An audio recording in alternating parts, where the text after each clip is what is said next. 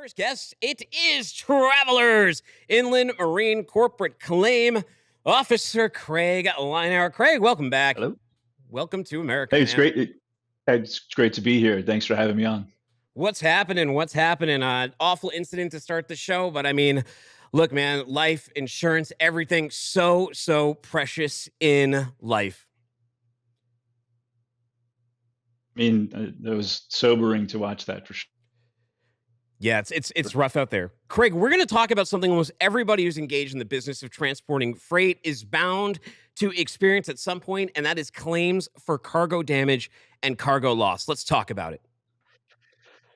Yeah, exactly right. I mean, I hate to say it, but if you haven't experienced this yet, you're certainly going to experience it at some point. And, we're talking, of course, here today about claims that you receive directly and that you work towards settling independently.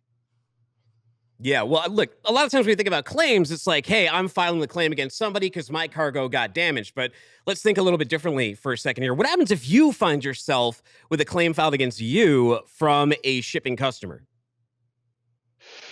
Yeah, so right off the bat, what you're going to want to do is be sure to respond promptly to to any notice of a potential claim. So, and you want to acknowledge the receipt of that claim in writing and start to document a timeline because time is really of the essence, and I can't stress this enough. The evidence is going to start to spoil, going to go bad, and then costs are going to start to compound. So, you want to be sure that you notify your insurance provider as soon as possible, and then you want to try to figure out who else has cargo insurance that's involved in the incident that might be applicable.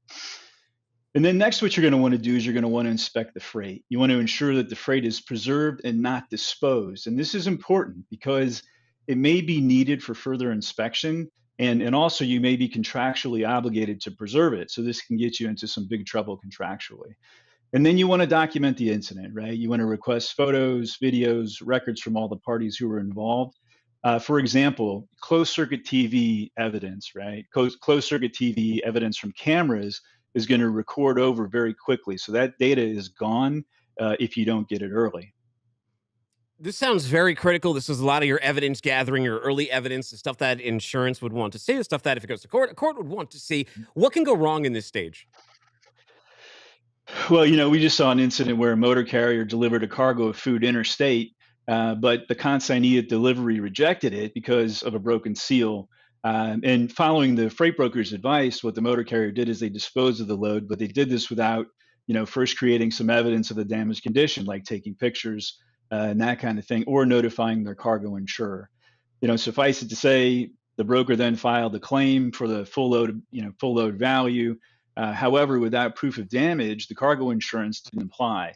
And the motor carrier is still liable contractually for the full value of the shipment, albeit without insurance contribution. Wow. So you got to have everything in a row. Got to have all the ducks in a row at the very beginning when you get the claim off and you went on the right foot. But then what's next? So I've done the documentation. I'm doing great on this best practices checklist. What do I got to do now?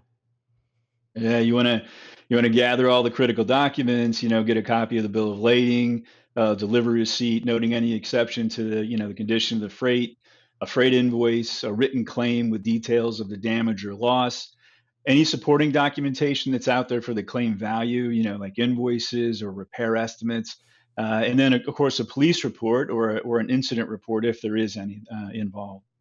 And then it's also important that you understand what your contractual and your legal obligations are. You should have a base understanding of the liability limits that are in any contract that applies and the conditions in that contract. And of course, also the law that might apply, such as the federal claim handling regulations or other governing rules. And then you're also going to need to determine the cause of the loss, right? Who's liable? And this is critical.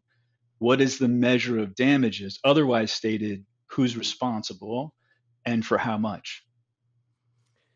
We got all that. Now, any advice on how to wrap this up? How do we stick the landing? Yeah, well, to stick the landing, what you need to do is you want to do your best to mitigate any damages. So let's say, for example, you're dealing with some damaged goods, but not damage to the entire shipment, right?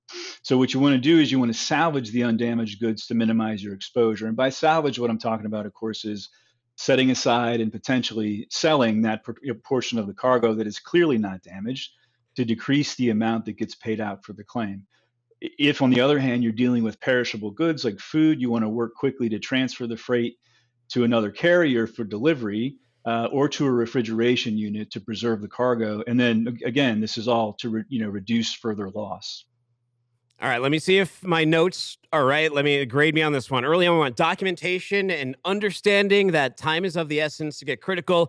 Could be dealing with perishables, doesn't it? Could have all kinds of commodity, documented video, like do what you got to do. After you gather that critical documents determined the cause and the extent of the loss, I'm sure that a team like yours would help you that. Call your insurance provider right away and salvage anything you can to resolve things quickly. Is that right? Yeah, yeah, that's right. That's a great recap.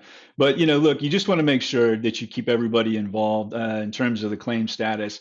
That includes the shipper, the consignee, any other motor carrier or insurance provider.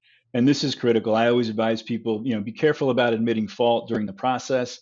These things can get complicated, and it's not always clear until there's an investigation fully completed, what's what. And then here's another important thing too, right? You want to make sure that when you resolve this claim, if you're doing it yourself, that you do it in writing. And that's critical, right? Because many times, this will prevent you from potentially paying twice for the same damage or lost freight.